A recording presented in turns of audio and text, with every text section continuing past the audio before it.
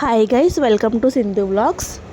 ఈరోజు నేను restaurant style paneer butter masala ఇంట్లో చేశానండి. చాలా టేస్టీగా వచ్చింది.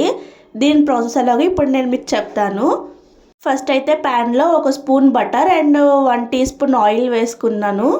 అందులోనే 4 లవంగాలు, 2 ఇంచెస్ దాల్చిన చెక్క, 2 ఇలాచి, 10 వెల్లుల్లి రెమ్మలు, పొడుగ్గా కట్ చేసుకున్న 3 ఆనియన్స్ అండ్ 2 టమాటోస్ వేసుకుని బాగా మగ్గించుకున్నాను. అందులోనే కొంచెం పసుపు, ఉప్పు, 15 జీడిపప్పు పలుకులు వేసుకుని చాలా స్మూత్గా మగ్గిపోయేంత వరకు మగ్గించుకోవాలి.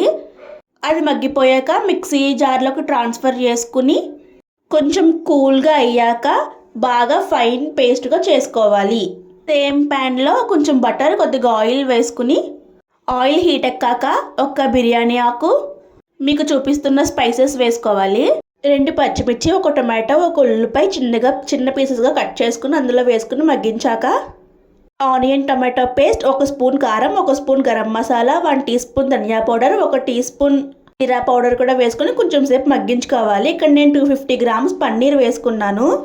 గ్రేవీకి సరిపోయే వాటర్, కొంచెం కస్తూరి మేతి, లాస్ట్లో బటర్, కొత్తిమీర వేసుకుని ఒక 5 మినిట్స్ మగ్గించుకుని స్టవ్ ఆఫ్ చేస్తే కర్రీ రెడీ అయిపోతుంది. టేస్ట్ సూపర్ ఉంది. ఒకసారి ఇలా ట్రై చేయండి. Please subscribe.